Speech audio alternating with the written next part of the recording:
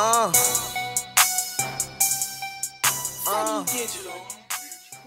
Well, it was so much of a passion. It was really, as far as I could tell, it was an imperative for my survival.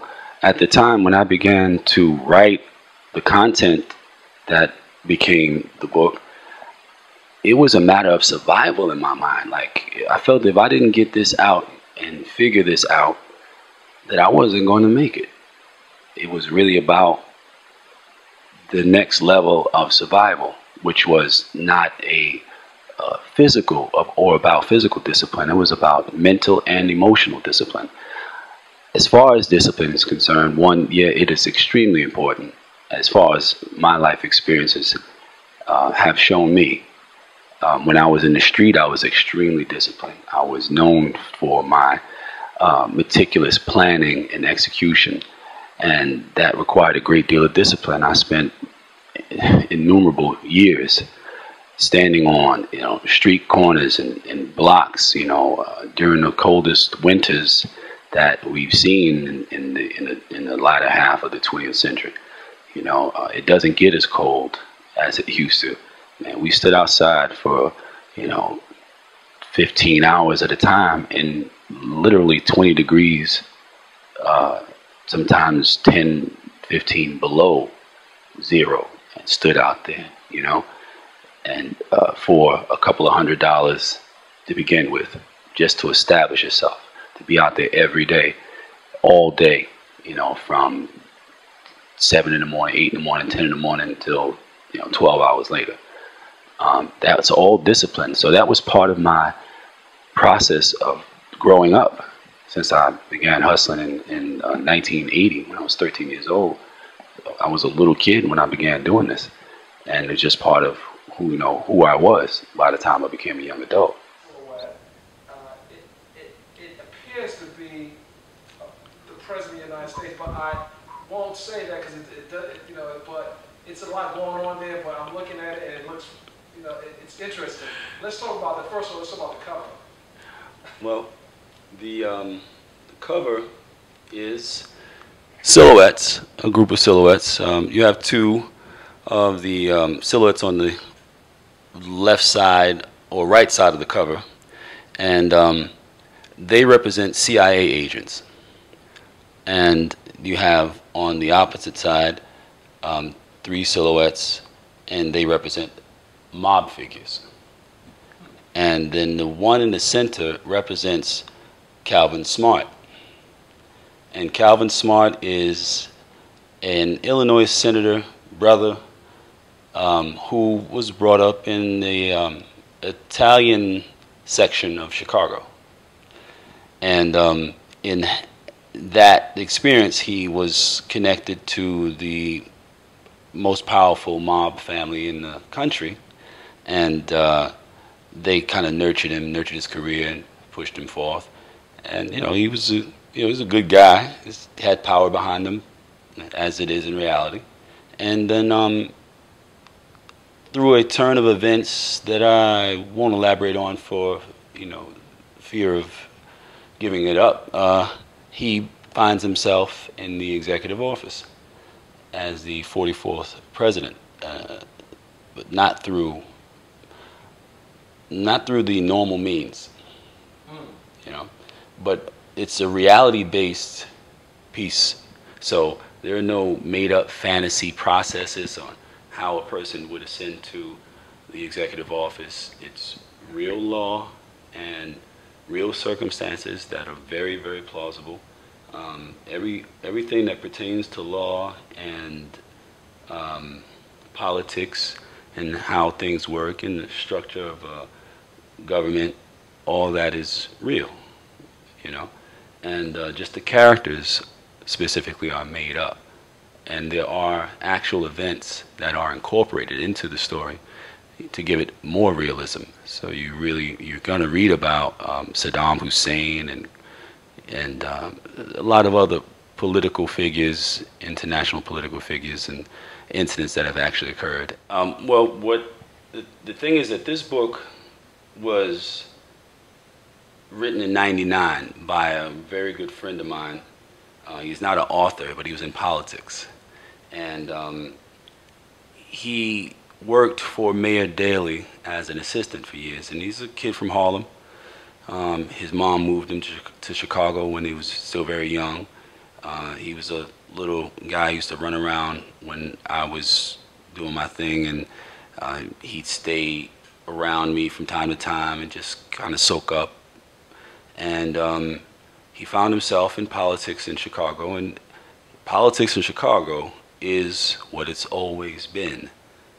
So he became aware of a great many circumstances that are not so known to the average person. And he told me about the book. We hadn't seen each other in years, and we bumped into one another in Miami one day, and he told me about the book. And he put the book in my hand. He had printed a few copies. It was it was a whole other book.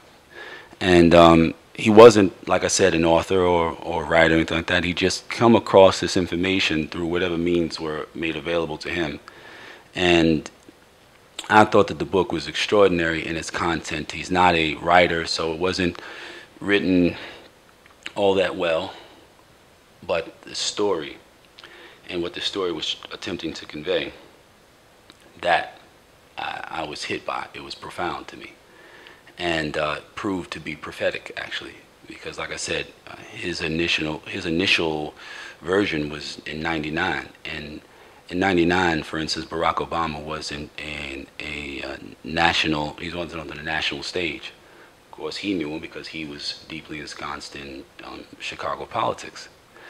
But he predicted the ascension of this black man into the Oval Office as the 44th president back then, and he also predicted the recession. And he explained, he elaborated on who and how such conditions come about, through whom and how such conditions come about. And I just thought it was an extraordinarily cinematic story. It just needed to be fixed and made, structured properly and so forth. And he wasn't into it. He didn't follow up with it or anything like that, and just kind of faded off or whatever. And then he called me one day and said, "Yo, why don't you take the book? Why don't you take it and, it's yours. Do whatever you want to do with it, whatever, what I'm saying, even the content." So, I said, okay, well, as soon as I'm done with Raised by Wolves and got it to the point where it's got its own momentum, I'll get into it. And that's what happened. Got into it, and I fleshed out the story, gave the characters more depth, more background. I was able to speak about certain things with a greater degree of understanding and detail than he could, especially from the criminal aspect and that kind of structure. Since I do come from criminal structure, I come from criminal organization, so the result is something evolved. Far evolved, and that's he's the one that gave me the seed, and I just nurtured it into the plant that it's now become, and it's gonna, I guess I can say it was the acorn he gave me, because it's going to be an oak tree, a big one. So what's the what is the takeaway from the book Get Smart for you would like your audience to have read that book? Smarten up. Come to an understanding about how the things that are happening around you directly impact your life and your existence, and get involved. Become responsible for your condition.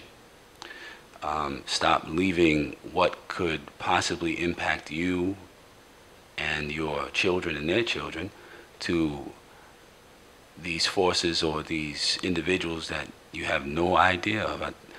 You got people who are out there voting that have no political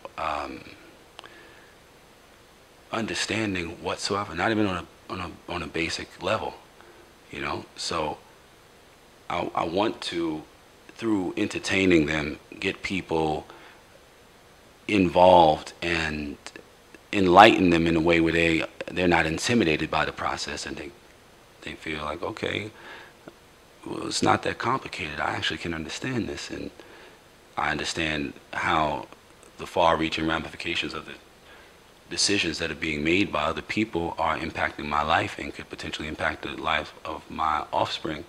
And I want to get involved, but without beating people over the head, because they'll read the book and it'll just be an entertaining book and it's an interesting story. But invariably, you will learn things because you're reading about what the characters are going through and what the characters are doing.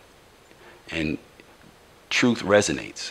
So whether you're familiar with the particular details of how the political process goes, you will know the truth when you hear it, and you'll be able to say, yeah, that sounds right. That makes sense. Like it's simple math. This condition plus this condition, it equals this condition, most likely.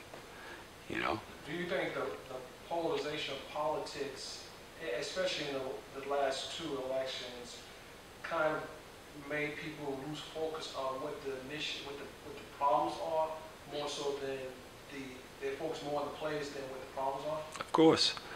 One, it's easier, to turn it into that type of thing, or a popularity contest, whatever.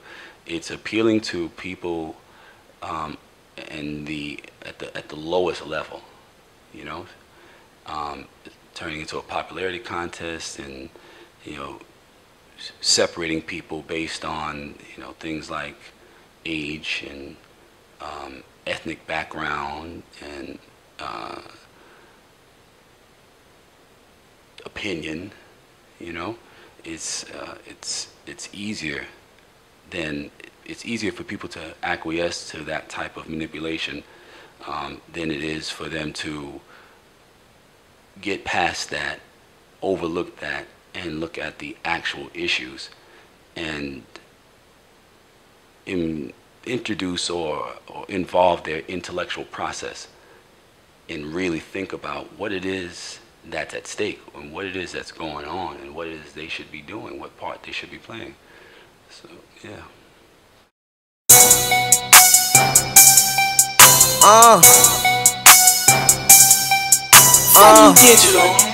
Put the ashes out on these niggas.